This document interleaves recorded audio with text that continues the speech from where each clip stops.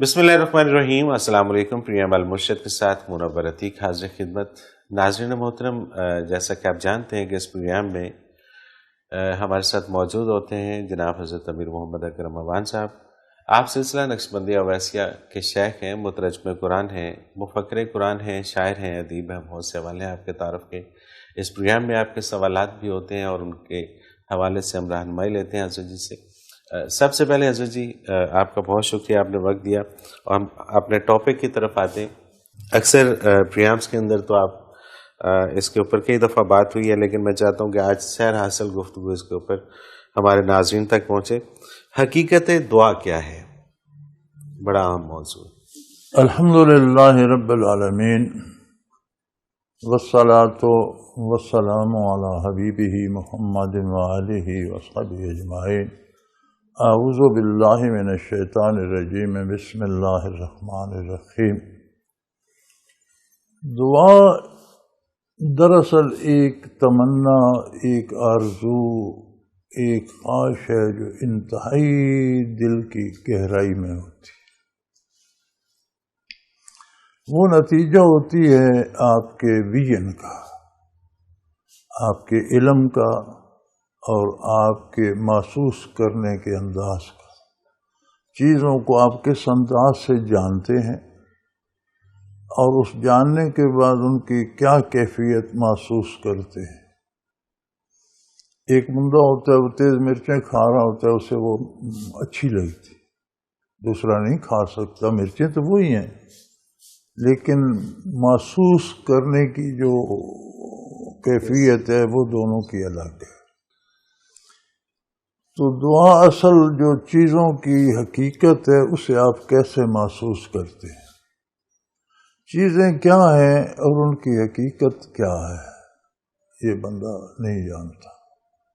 बंदा ज़ाहिरन देखता है, उस ज़ाहिर के पीछे क्या है। एक दफ़ा नबी करीम सल्लल्लाहु अलैहि वसल्लम घर मुबारक तशरीफ़ लाए तो फरमाया कुछ खाने को है। क्योंकि खाने नबवी पे अक्सर अल्लाह का नाम ही होता था, तो माइसा बनर्स की के कलेजी का एक टुकड़ा आपके लिए रखा था, बचाया था। तो फरमाया वो बना लाओ। तो उन्होंने जहाँ संभाल के रखा था, उस ज़माने में फ्रिज व्रिज तो थे नहीं, किसी बर्तन में संभाल के रखा होगा। जब उन्होंने वो देखा तो वहाँ एक स्याह पत्थर पड़ा, तो उठा नहीं, बड़ी हैरत से, या रसूलल्लाह ये कलेजी रखी थी तो ये पत्थर हो गई है। तो आप सल्लम ने फरमाया कोई सवाली तो नहीं आया था। या रसूलल्लाह आया था एक सवाली, लेकिन घर में यही थी तो हमने आपके लिए कोई चीज़ भी नहीं थी, आप आएंगे दोपहर को तो क्या तनावुल फरमाएंगे, तो उसे खाली लौटा दिया, ये रख ली। फरमाया ये उसे दे देनी थी। इसकी हकीकत बदल गई। अल्लाह।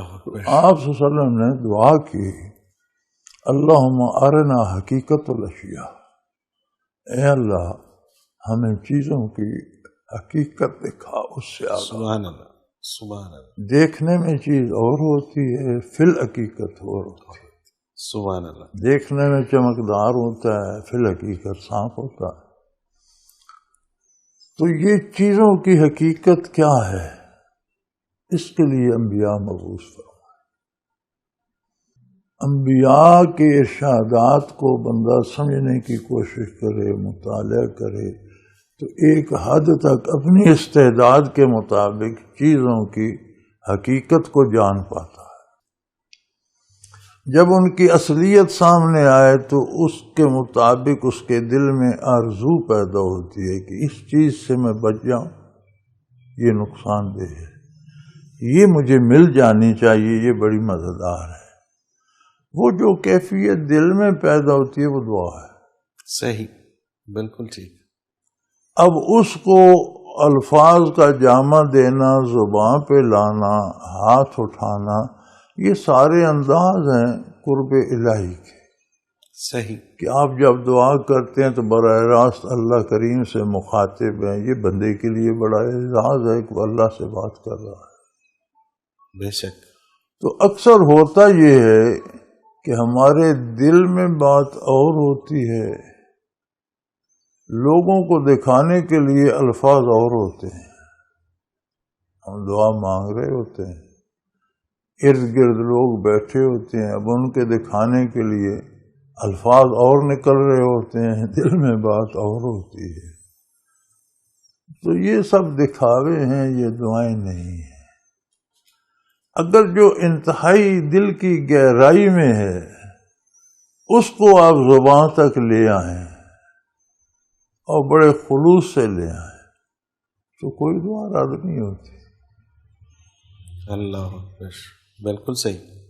لیکن اگر دعا ہی نہ ہو، نام دعا ہو، حقیقتاً دعا ہی نہ ہو، اب یہ کون سی دعا ہے کہ آپ کے دل کی گہرائی میں تو کچھ ہے، زبان پہ کچھ اور ہے.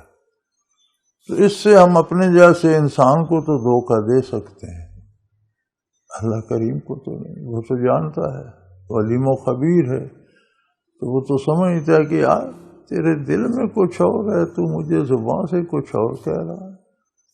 حضرت جی، جب وہ دلوں کے بھید جانتا ہے تو پھر دعا کیوں کرتے ہیں؟ دعا میں ایک مزہ ہے بات کرنے کا.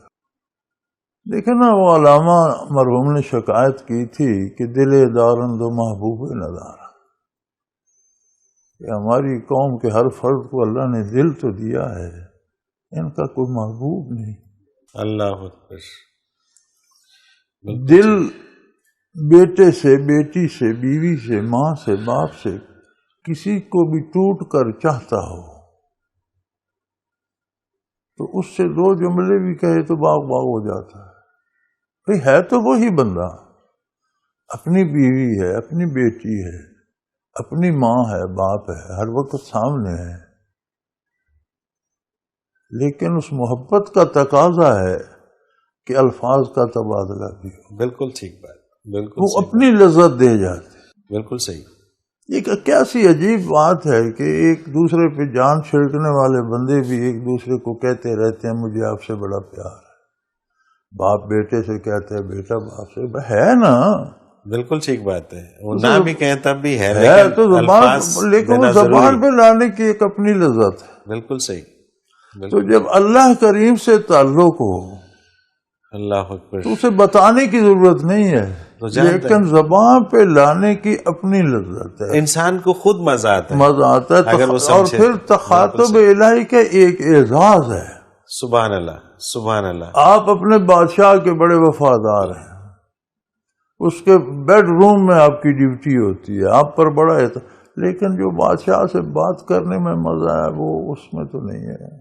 صحیح بات ہے. کسی وقت وہ آپ کا حال پوچھ لے، کسی وقت آپ اس سے حال دل کہہ لیں، کسی وقت اس کی خیریت پوچھ لیں، تو ان دو جملوں میں جو مزہ ہے وہ ساری زندگی کی سروس میں نہیں ہے. نہیں ہے. بالکل ٹھیک بات. تو جب آپ کو اللہ سے بات کرنے کا موقع مل جائے، اللہ اکبر، موسیٰ علیہ السلام پر سوال ہوا، ما تلک بیمینک کے یا موسیٰ، موسیٰ یہ آپ کیا تھا، کیا ہے؟ عرض کی رب عصائی، میرا عصا ہے. اوشب غنمی، اور بہت لیے ہمارے وہاں اخرا میں سے بکریاں چراتا ہوں، وہ کام کرتا ہوں، وہ اور بہت سے کام اس سے کرتا ہوں. تو کہتے ہیں کہ انبیاء سب سے زیادہ مہذب، سب سے زیادہ بہترین انسان، سب سے احسن الکلام ہوتے ہیں.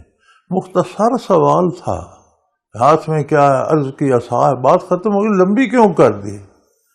تو وہاں وہ فرماتے ہیں نا مفسرین کہ بیک لفظ تمام گفتن تمنائے جہانے را من ذوق حضوری طول دادم دا. سبحان اللہ. ایک لفظ میں دنیا کی ہر بات کا جواب ہے. آپ ہاں کہہ دیں یا نہ کہہ دیں، بات ختم. بالکل صحیح بات. لیکن جو حضوری کا لطف تھا اس نے بات لمبی کرا دی. سبحان اللہ. وہ کہتے ہیں نبی کو بھی مزہ آیا بات کرنے میں تو انہوں نے لمبی کر دی. بے شک. تو وہ بات کرنے کا ایک اپنا مزہ بھی ہے، ایک اعزاز اور ایک درجہ بھی ہے، ایک مقام بھی ہے. ہر کوئی تو بات نہیں کر سکتا. تو یہ مسلم کا مقام ہے کہ ہر مومن کو اللہ نے 5 دفعہ دن میں براہ راست ملاقات کی اور مناجات کی اور بات کرنے کی دعوت نہ کرو تو ناراض ہوتا ہے. بالکل صحیح، بالکل صحیح بات. سو دعا کی حقیقت، دعا کی حقیقت وہ ہے جو آپ کے شعور اور آپ کے علم کے مطابق جو تمنا انتہائی دل کی گہرائی میں پیدا ہوتی ہے وہ آپ الفاظ زبان پر لائیں یا نہ لائیں وہ آپ کی دعا ہے. دعا ہے، بالکل صحیح. زبان سے آپ جھوٹ بولتے رہیں اس کا کوئی اثر نہیں ہوتا. صحیح، ہم کہتے ہیں ہماری دعائیں قبول نہیں ہوتی، ہم جو جھوٹ بولتے ہیں وہ کیا قبول ہو. بالکل ٹھیک بات ہے، بالکل صحیح بات ہے. تو اصل میں جو وہ دعا ہے، باقی یہ سارے اس کے انداز ہیں، ہاتھ اٹھانا، الفاظ، یہ تو ایک اعزاز ہے، انداز تخاطب ہے، بات کرنے کی ایک الگ لذت ہے. بزرگ لکھتے ہیں نا کہ دعا آپ کیوں کہتے ہو دعا قبول، کیا دعا میں یہ لذت نہیں کہ آپ نے اللہ کی بارگاہ میں بات کر لی؟ اور قبولیت کس کو کہتے ہیں؟ نظام کائنات تو آپ کے کہنے سے نہیں چلے گا. بے شک، بے شک، وہ تو اس کے حکم سے چلے گا. آپ کا لائے کل چلے جائیں گے، آپ کو کیا پتا جہان میں کیا ہونا چاہیے. صحیح بات ہے، صحیح بات ہے. آپ ایک نوارد ہیں، آپ سمجھنے سے جہان سمجھنے سے پہلے رخصت ہو جائیں گے، آپ کو تو پوری سمجھ بھی نہ آئے گی کہ نہیں. اللہ اس میں تو آپ مشورہ نہیں دے سکتے، کرنا تو اس نے ہے. آپ کو تو یہ اعزاز اس نے دے دیا کہ آؤ یار تم بھی بات کر. سبحان اللہ، سبحان اللہ. اور کتنا بڑا اعزاز ہے اگر انسان اس کو سمجھے تو. حضرت جی ایک بریک پہ جانا ہے اور جب واپس آئیں گے تو کافی سارے سوالات ہیں، آپ سے رہنمائی لیں گے. ناظرین محترم، اگر آپ بھی اس پروگرام میں اپنے سوال کے ذریعے شامل ہونا چاہیں تو اسکرین پہ ہمارا نمبر موجود ہے، آپ نوٹ فرما لیجیے 0333455021، اور اسی طرح سے آپ ہمیں ای میل کے ذریعے بھی اپنا سوال. ناظرین محترم، اس وقت ہمیں ایک بریک پہ جانا ہے، لیکن اس سے پہلے گزارش یہ ہے کہ آپ اگر حج کے حوالے سے یا عید قربہ کے حوالے سے کوئی سوال پوچھنا چاہیں تو اگلے 1-2 ہفتوں میں آپ اپنے سوال ہمیں بھیج دیجئے تاکہ وہ آپ کے سوال عید سے اور آج سے پہلے پروگرام میں شامل ہو جائیں تاکہ آپ کو ان کے جوابات مل سکیں. مختصر کمرشل بریک، حاضر ہوتے ہیں ہمارے ساتھ.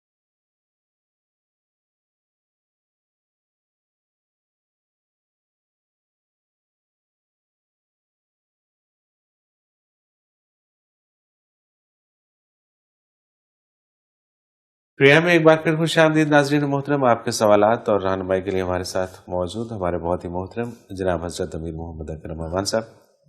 حضرت جی سوالات کا سلسلہ شروع کرتے ہیں. یہ شکیل احمد خان ہے راولپنڈی سے. سورہ یوسف میں آتا ہے کہ حضرت یوسف علیہ السلام نے یہ دعا کی کہ اللہ مجھے جیل بھیج دے تاکہ ان عورتوں کے مکر سے محفوظ رہوں. میرا سوال ہے کہ انہوں نے یہ دعا کیوں نہ مانگی کہ یا اللہ مجھے اس جگہ سے خلاصی دے اور اپنے والدین سے ملا دے، جیل جانے کی دعا کیوں مانگی؟ بسم اللہ الرحمن الرحیم. انبیاء علیہ السلام کی دعائیں بھی اور اعمال بھی وہ ہوتے ہیں جو انہیں من جانب اللہ عطا ہوتے ہیں. یہ ہماری عقل ہے جو یہ سوچتی ہے. صحیح.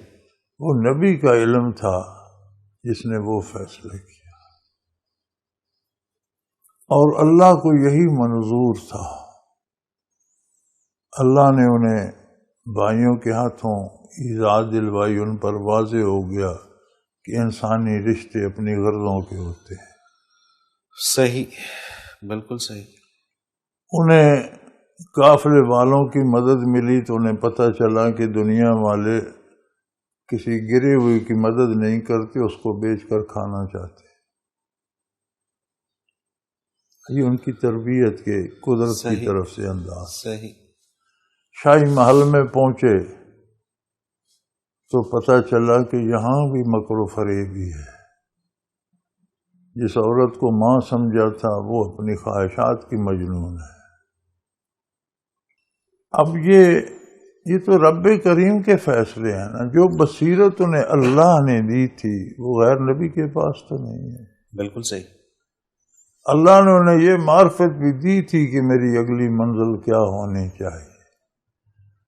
اللہ چاہتا تھا کہ انہیں وہ پہلو بھی دکھائے. کل انہیں اقتدار دینا ہے، حکومت دینی ہے، تو جیل میں جن بندوں کو بھیجا جاتا ہے جیل کیا ہوتی ہے، کیوں بھیجا جاتا ہے. اگر بے گناہ چلا جائے تو اسے کتنی ایذا ہوتی ہے.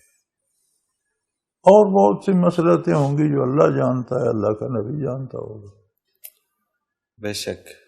وہ یہ بھی مانگ سکتے تھے، وہ تو جب کنویں میں پڑے تھے تب بھی مانگ سکتے تھے، یا اللہ مجھے کنویں سے نکال کے ابا کے پاس بھیج دے. بالکل صحیح بات. قافلے والوں نے نکالا تب بھی تو اپنے دعا مانگتے تھے، یا اللہ قافلے سے نجات دلا، مجھے یہ کہاں لے جانا، مجھے والد کے پاس بھیج. یعقوب علیہ السلام بھی تو مانگ سکتے تھے، وہ بھی تو نبی تھے کہ میرے بیٹے کو واپس لا، لیکن دونوں نبی تھے. انبیاء کی دعا بھی مشیت باری کے تابع ہوتی. اللہ کریم کی منشا یوں تھی، نبی کی دعا اس کے تابع تھی. نبی کی دعا میری آپ کی دعا کی طرح نہیں، ہم اپنی مرضی ٹھونسنا چاہتے ہیں، وہ اس کی مرضی کے مطابق چلتے ہیں. یہ فرق. سبحان اللہ، سبحان اللہ. اللہ کو یہ منظور تھا وہ جیل میں رہے، کتنا عرصہ رہے، لیکن ساری حقیقت ان پر واضح آشکار ہوگی. بالکل ٹھیک. دنیا کی حقیقت سب سے قریبی رشتہ بھائی ہوتے ہیں، ان کے سلوک سے واضح ہو گئی. عام لوگوں کی اصلیت قافلے والوں کی وجہ سے، حکمرانوں کی حیثیت اور حکمرانوں کی مہربانی اور ان کا کرم وہاں رہ کے دیکھ لیا. جیل میں جانے والوں کا حالات، وہاں سے نکلے تو بادشاہ بن گئے. زندگی کے سارے پہلو سامنے تھے، حکومت کرنے کا مزہ آ گیا. بے شک. تو یہ اللہ تعالیٰ نے ایک تربیت کے عمل سے قادر ہے نا بھائی. اب دیکھیں رو رو کر، یا کچھ انسانی خصوصیات تو انبیاء میں بھی ہوتی ہیں. دکھ تو ہوتا ہے، روتے رہے آنکھیں سبب یزت طے نہ ہو، نظر جاتی رہی آنکھیں سفید ہو گئی. اب یوسف علیہ السلام کو بھی اللہ نے یہ خبر دی تھی، بھائی نے بتایا ہوگا کہ ابا کی تو آنکھیں بھی جاتی رہی ہیں. جب بھائیوں سے ملاقات تو ہو گئی بات، تو انہوں نے کہا یہ میرا کرتا، میری قمیض لے جاؤ، میرے والد کی آنکھوں پہ ڈالو تو ان کی نظر بحال ہو جائے. فلما فصلت العیر، قرآن کہتے ہیں جب قافلہ مصر سے نکلا تو یعقوب علیہ السلام کا انی لاجد ریح یوسف، آج تو یوسف کی خوشبو آئی. قافلہ مصر سے نکلا تو خوشبو آ گئی. تو کم و بیش اہل تفسیر کے نزدیک 23 برس اس میں بسر ہو. 23 برس پہلے خوشبو کیوں نہیں آئی؟ مصری میں تو تھے. بالکل صحیح بات ہے. پھر وہ کہتے ہیں نا کہ مصرش بوئے پیراہن شمیدی چاہے کنعانش چرانہ دیدی، کہ آپ نے مصر سے یوسف کے پیراہن کی بو سوں تو کنعان ہی کے کنویں میں پڑے رہے، وہاں کیوں نہیں آپ کو نظر آئے؟ تو انہوں نے فرمایا احوال ما گفتہ وال ما برکے جہانس دمے پیدا دمے دیدک نہان. ہمارا حال تو جو دنیا میں بجلی چمکتی ہے اس جیسا ہوتا ہے. چمکتی ہے تو ساری دنیا واضح ہو جاتی ہے، جاتی ہے تو اندھیرا چھا جاتا ہے. اللہ جو چیزیں واضح کر دیتا ہے روز روشن کی طرح، جو نہیں دکھانا چاہتا ان کی سمجھ نہیں آتی. گہے بر تار میں اعلیٰ نشینے، کبھی تو ہم عرش اولا پہ بیٹھے ہوتے ہیں. گہے بر پشت پائے خود نہ بینے، کبھی ایک لمحہ آتا ہے کہ ہمیں پاؤں کی پشت اپنی نظر نہیں آ رہی. بالکل. جب اللہ نے چاہا اس نے پہنچا دی، جب تک نہیں چاہا نہیں پتہ چلا. بالکل صحیح، بالکل صحیح. انبیاء کی دعا مشیت باری کے تابع ہوتی ہے، ہماری دعا ہماری خواہش کے تابع ہوتی ہے. بالکل صحیح ہے. اچھا، انہوں نے شکیل احمد صاحب نے انہوں نے ای میل ایڈریس مانگا، تو آپ یہ جو فون نمبر ہم اسکرین کے اوپر ریپیٹ کرتے ہیں، آپ یہاں فون کریں اور یہاں سے آپ کو ای میل ایڈریس مل جائے گا حضرت جی کا. بلال ہیں جی سعودی عرب سے، یہ کہتے ہیں اگر کسی لڑکی سے غلط فعل ہو جائے اور وہ توبہ کر لے تو اس سے رشتہ کر کے کس انداز میں رہنا چاہیے؟ اگر صدقے دل سے کوئی توبہ کرے اور وہ گناہ چھوڑ دے تو اس سے اس طرح رہنا چاہیے جیسے اس سے گناہ ہوا ہی نہیں. بالکل صحیح. محمد نعیم ہے میاں والی سے، یہ کہتے ہیں کہ میں نے حج کے لیے کچھ رقم جمع کرائی لیکن قرآن اندازی میں نام نہیں نکلا، کیا اب اس رقم پہ زکوٰۃ واجب ہے؟ جی، تو آپ کے پاس سرمایہ ہے، زکوٰۃ تو ہوگی. ٹھیک ہے، خرچ ہو جاتی تو ہو جاتی، نہیں ہوئی تو آپ کے پاس ہے. صحیح. رفت صدیق رانا ہے گجرانوالہ سے، انہوں نے دعا کی درخواست کی ہے کہ شادی میری 2011 کو ہوئی اولاد نہیں ہو رہی، دعا کی درخواست بچے اللہ پاک نے ہر چیز کا ایک وقت مقرر کیا ہے، کوئی ضروری نہیں کہ پہلے سال ہی اولاد ہو جائے، دوسرے سال اس کا جب دنیا میں آنے کا بھی وقت ہے، دنیا سے جانے کا بھی وقت ہے، اللہ کی رضا پہ راضی رہنا چاہیے۔ بالکل صحیح، بالکل صحیح۔ ثنا اختر ہیں گجرانوالہ سے، سجدہ تعظیمی جو کہ حضرت آدم علیہ السلام کو کروایا گیا، یوسف علیہ السلام کو ان کے بھائیوں نے کیا اور پچھلی امتوں میں سلاطین کو کیا جاتا تھا، کیا امت محمدیہ صلی اللہ علیہ وسلم کے لیے ایسا کرنا درست ہے؟ حرام ہے، منع ہے۔ ٹھیک ہے۔ امت محمدیہ کے لیے شریعت محمدیہ پہ چلنا ضروری ہے۔ تمام انبیاء پر ہمارا ایمان ہے، سب نبی اللہ کے سچے نبی تھے، لیکن ان کی شریعتیں اپنی اپنی تھی۔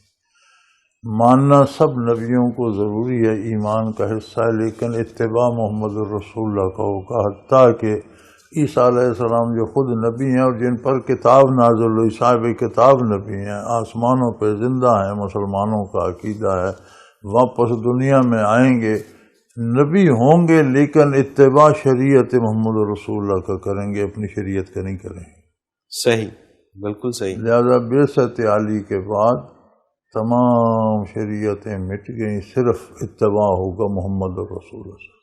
پہلے کیا ہوتا تھا اس سے آپ کو کوئی تعلق۔ صحیح۔ کوئی تورات کا فرق صحابہ کرام کو ملا، غالباً سیدنا عمر رضی اللہ تعالی عنہ پڑھ رہے تھے یا کوئی اور صحابی تھے، نبی کریم صلی اللہ علیہ وسلم تشریف لائے مسجد میں، فرمایا کیا پڑھ رہے ہو؟ یا رسول اللہ تورات کا ایک ورق ہے، تو آپ کو رخ انور پہ سرخی آ گئی، حضور کو جب بات ناگوار گزری، چہرہ انور متغیر ہو۔ فرمایا لو کان موسیٰ حیا، اگر آج خود موسیٰ زندہ ہوتے، لما وسعوا الی اتباعی، تو ان کو بھی میرے اتباع کے بغیر چارہ نہ ہوتا۔ یعنی آج اگر موسیٰ بھی اس دنیاوی زندگی کے ساتھ زندہ ہوتے تو میرا اتباع، تم تورات سے کیا ڈھونڈ رہے ہو؟ تمہیں تورات سے احکام نہیں لینے، تمہیں قرآن سے لینے ہیں، مجھ محمد رسول اللہ سے لینے۔ اور یہ پیغام جو لوگ آج کل فیس بک پہ اور اس پہ انٹرنیٹ پہ اناجیل کے سبق پڑھ رہے ہیں، انہیں یاد رکھنا چاہیے۔ میں بالکل وہی سوال کرنے لگا تھا کہ ہمارے ٹی وی چینلز کے اوپر آ کے تورات کے حوالے سے اور انجیل کے حوالے سے بڑے بڑے قصے سب لاجانی ہے اور سب فضول ہے، اور اس کا سننا بھی جائز نہیں ہے۔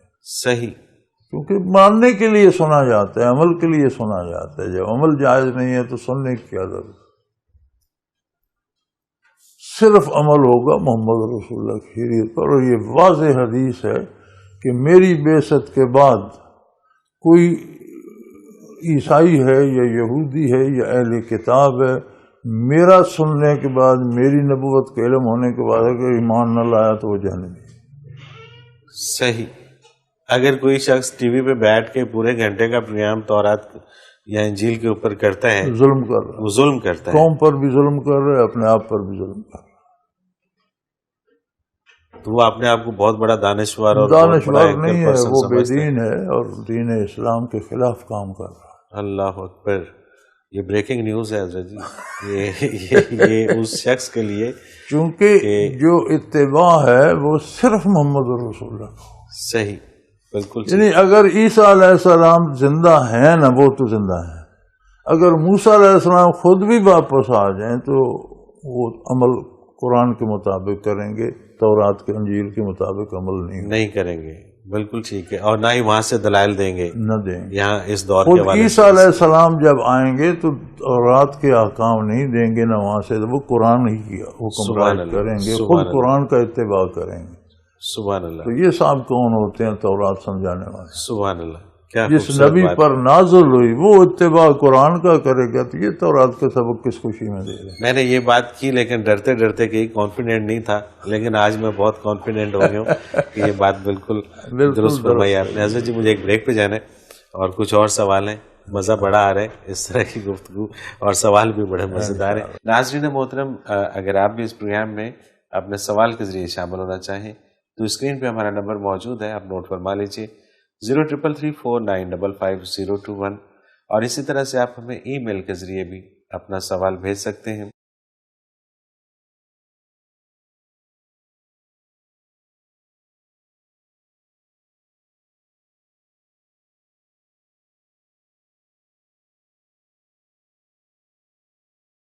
پروگرام میں ایک بار پھر خوش آمدید ناظرین محترم، آپ کے سوالات اور رہنمائی کے لیے ہمارے ساتھ موجود ہمارے بہت ہی محترم جناب حضرت امیر محمد اکرم امان صاحب۔ حضرت جی، یہ ثنا اختر گجرانوالہ سے ان کا ہی دوسرا سوال ہے کہ کسی کے ادب میں کھڑا ہونا کیسا ہے، شرعاً درست ہے؟ رہنمائی فرما دیں۔ بچے کوئی آپ کے والد صاحب داخل ہوتے ہیں، آپ احتراماً کھڑے ہو جاتے ہیں، تو یہ کوئی ایسی بڑی بات نہیں ہے، لیکن حضور اکرم صلی اللہ علیہ وسلم کی اب سنت یہ ہے کہ وہ فرمایا کرتے تھے میرے لیے کھڑے نہ ہوا کرو، صحابہ کرام بے تکلفی سے بیٹھے رہتے تھے۔ صحیح۔ جس کے لیے کھڑے ہوتے ہیں اس کو چاہیے کہ وہ کہے بھی کوئی نہیں ضرورت اس نمائش کی، لیکن اس احترام میں یہ والد ہے، بزرگ ہے، کوئی دوست ملنے آ گیا، اس کے اکرام میں آپ کھڑے ہو جاتے ہیں، وہ درست ہے۔ کسی شخص کے لیے اس لیے کھڑے ہوتے ہیں کہ اس سے میری مشکلیں دور ہوں گی، یہ میرا حاجت روا ہے، تو وہاں شرک آ جاتا ہے۔ اچھا، صحیح۔ آپ کو پیر صاحب بنا لیتے ہیں، اس لیے کھڑے ہو جاتے ہیں کہ پیر صاحب کی وجہ سے میرے بخت کھل جائیں گے، یا کھڑا ہوں گا تو مجھے دعا دیں گے، تو وہ شرک ہے۔ دل سے احترام ایک اور چیز ہے، ایک اور چیز ہے، اور امید نفع یا نقصان کا ڈر یہ اور چیز ہے۔ نہیں کھڑا ہوں گا تو میرا نقصان ہو جائے گا، کھڑا ہوں گا تو نفع ہوگا، یہ شرک ہو جائے گا۔ بالکل ٹھیک بات۔ محبت میں کھڑے ہو جاتے ہیں، پیار میں، احترام میں، یہ اور بات۔ صحیح۔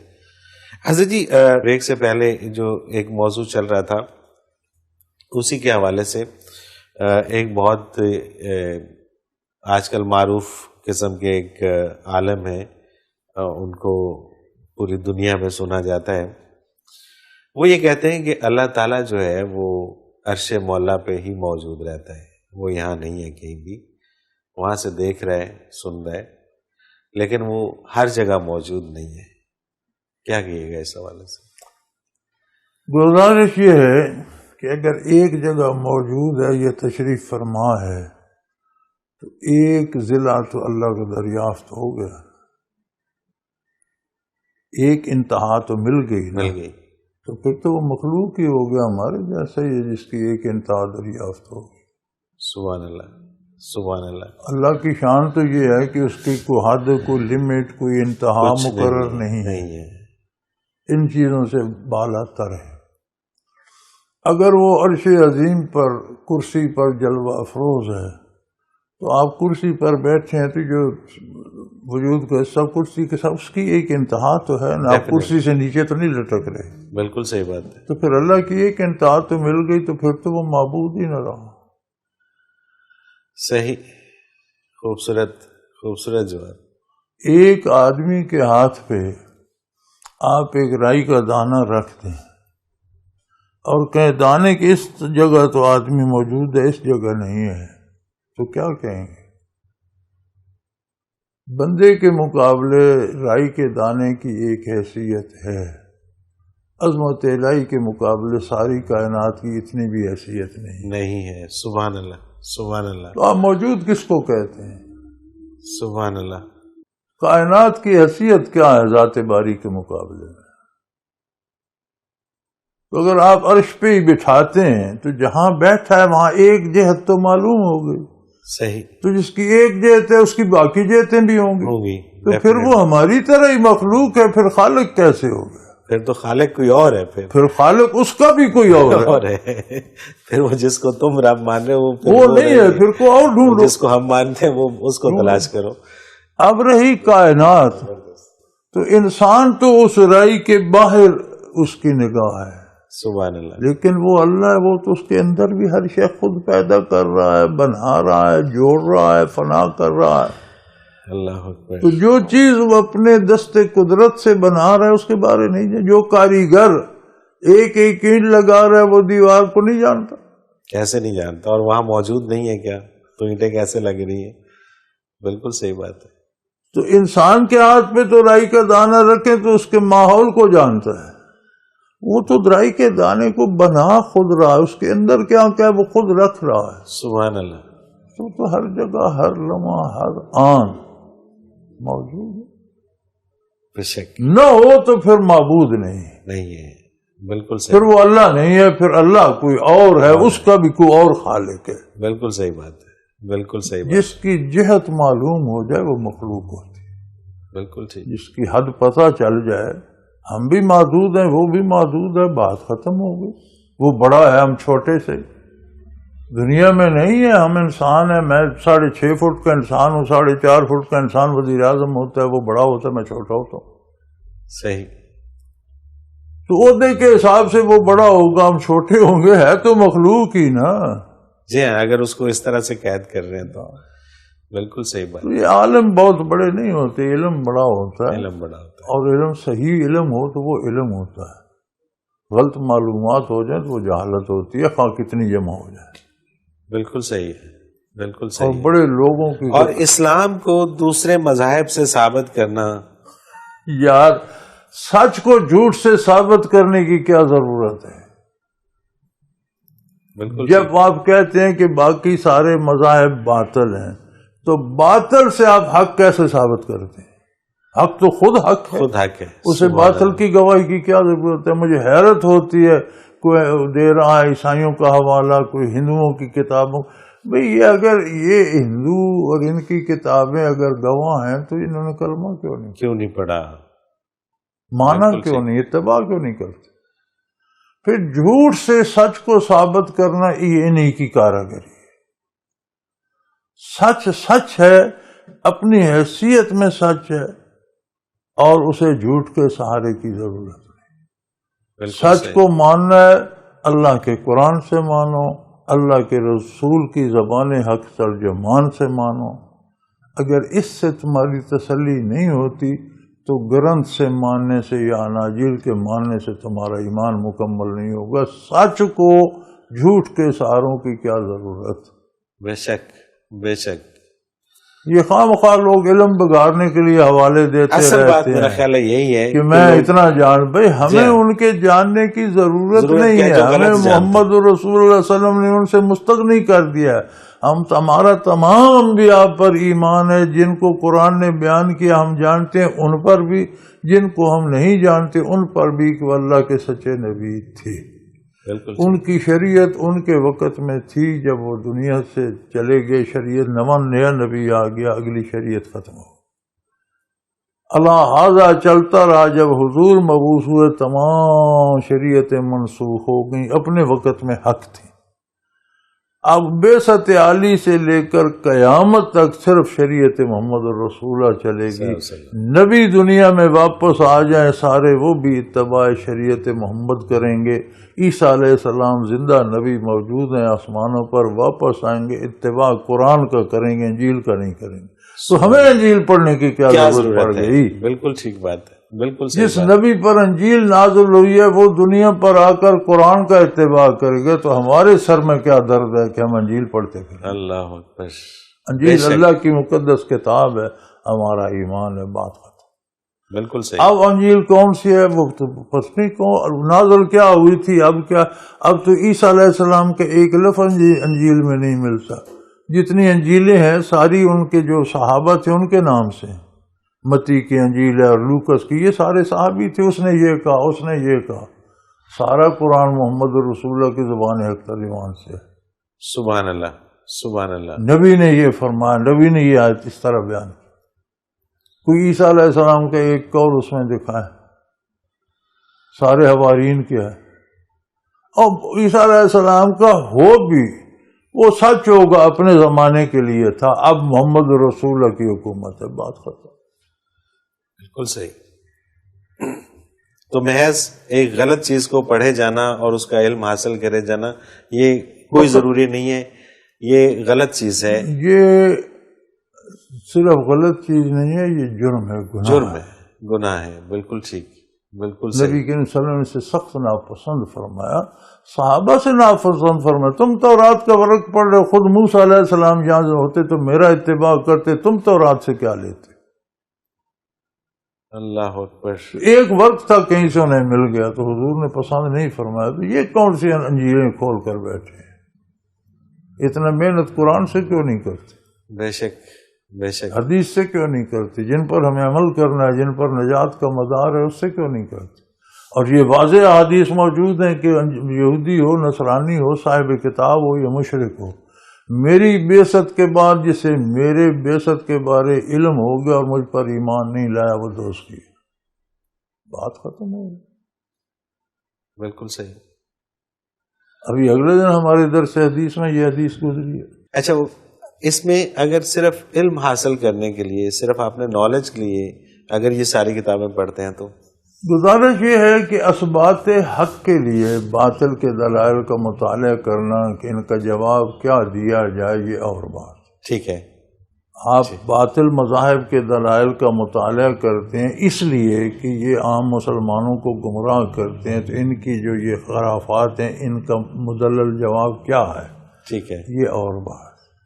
بالکل ٹھیک ہے. اس کو پھیلانے کے لیے کرتے ہیں تو اور بات ہے. وہ حرام ہے، یہ نیک عبادت. بالکل ٹھیک ہے.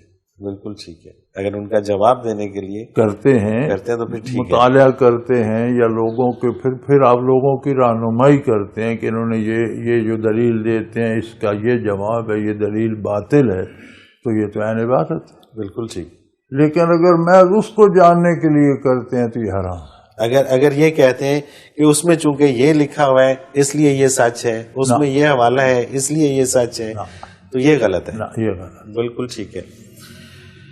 حضرت جی، پروگرام کا وقت اپنے اختتام کو پہنچ رہا ہے، لیکن آج کے پروگرام میں دو بڑی اہم شخصیات، ایک ہمارے پاکستان کی ہیں، ایک عالمی سطح کی ہیں، دونوں اپنے آپ کو بڑا مفکر اور دانشور سمجھتے ہیں، ان کو آج آپ نے زیرو کر دیا ہے. نہیں ہوں گے مفکر، ہم ان کے مفکر ہونے کا انکار نہیں کرتے، کام غلط کر رہے ہیں.